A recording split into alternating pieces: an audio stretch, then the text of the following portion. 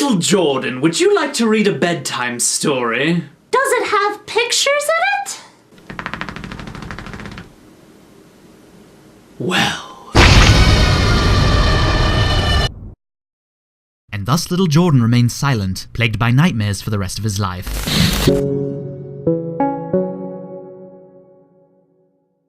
Scary stories to tell in the dark. What a wonderful little children's book series. These aren't the originals, by the way. These are the 25th anniversary editions, but they're shiny, so whatever. If you grew up in the 80s, or the 90s, or even beyond then, and you just managed to get your hands on particularly awesome books, you probably remember being terrified of scary stories to tell in the dark when you were a little kid.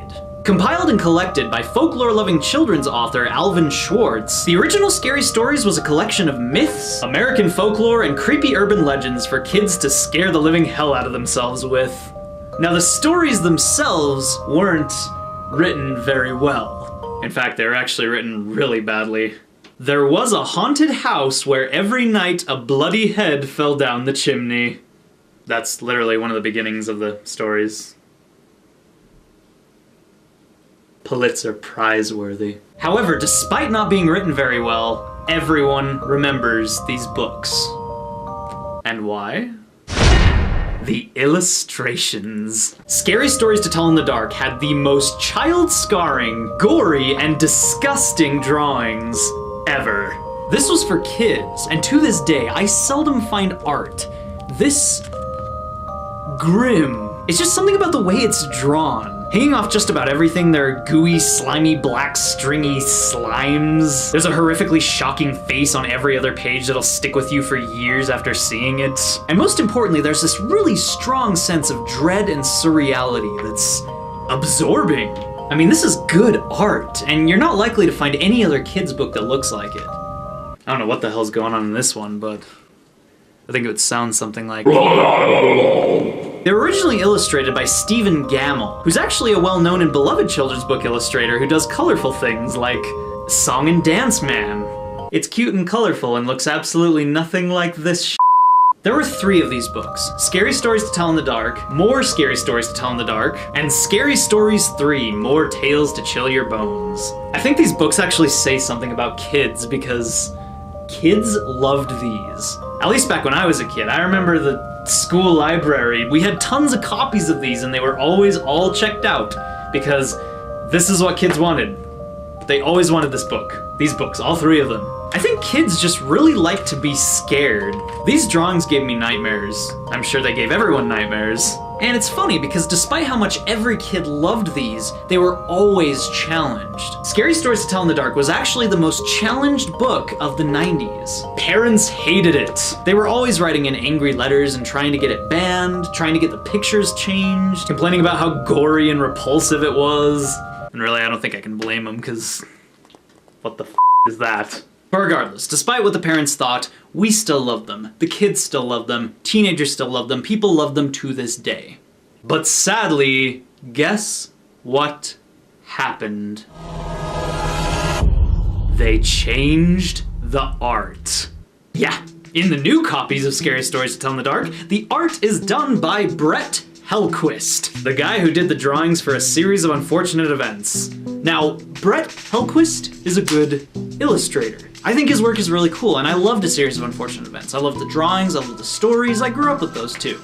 But how dare you change Scary Stories? This is what the new art looks like. This is what the old art looks like. This is what the new art looks like. This is what the old art looks like. This is what the new Spider-Face girl drawing looks like. What the f? See, I don't understand why parents would change something like that. I mean, yeah, the old drawings are really terrifying, but kids like to be scared, like I said. The art is the only reason we love these, and now it's ruined because you took the old art out, which the old art was so much more detailed, by the way. It wasn't only better and creepier, but it was also really surreal and dreamlike and indescribable. I mean, here's a wonderful new example of how the new art sucks majorly. This was the drawing that went with the story Oh Susanna in the original. I have no idea what's going on in this drawing. It has nothing to do with the story that it goes with. And while it's utterly impossible to tell what it is, it captures the feeling of dread. This is the new illustration for Oh Susanna by Brett Hellquist. Captivating and frightful. And I don't blame you, Brett. I mean, you got an awesome opportunity to do the art for Scary Stories to replace the old art. And I would probably take that opportunity too if it was offered to me. No, I wouldn't. Thing is, you just cannot go up against the originals. And especially if you're not gonna make it scary. The point of these books is to be scary. Kids read these to be scared. Even if the art is too much, if it's too grotesque or whatever. Isn't it normal for kids to be scared of things that are actually scary?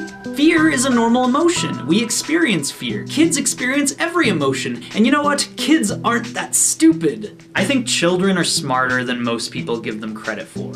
You think you need to water down something that's too intense for their little brains. Well, guess what? Life's too intense for their little brains. How do you think your kid feels when he sees roadkill on the way to school? How do you think he feels the first time you tell him that everyone dies? How do you think they feel when they cut themselves with scissors and then red blood comes out of their flesh? I mean, there's darkness in the world. Kids learn that. Kids need to learn that, so it's just horror, it's just scary stories to tell in the dark. If kids see this at the library and they don't want to look at it, they won't look at it, they won't check it out, they won't read it. It's up to them, they can read whatever they want. Let the horror-loving spooky kids enjoy their spooky little spook.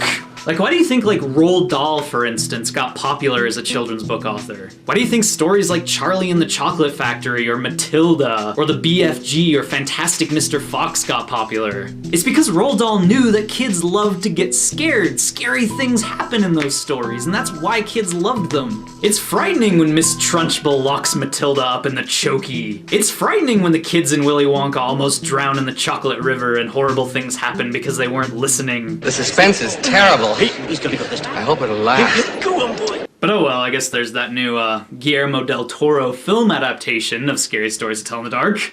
Yes, Guillermo del Toro is making a movie. And I love Guillermo del Toro, but I'm not gonna say right now whether I think it's gonna be good or bad. It could go either way.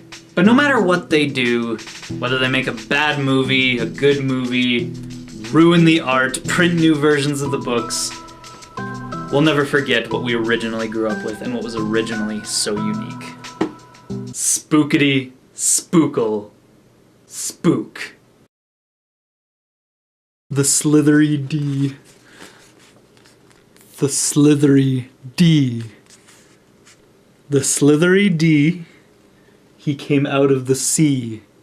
He ate all the others, but he didn't eat me. The slithery D, he came out of the sea.